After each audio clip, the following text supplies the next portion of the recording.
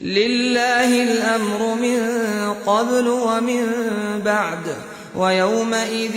يفرح المؤمنون بنصر الله ينصر من يشاء وهو العزيز الرحيم وعد الله لا يخلف الله وعده ولكن أكثر الناس لا يعلمون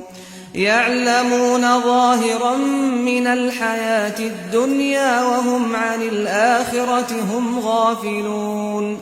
أولم يتفكروا في أنفسهم ما خلق الله السماوات والأرض وما بينهما إلا بالحق وأجل مسمى وإن كثيرا من الناس بلقاء ربهم لكافرون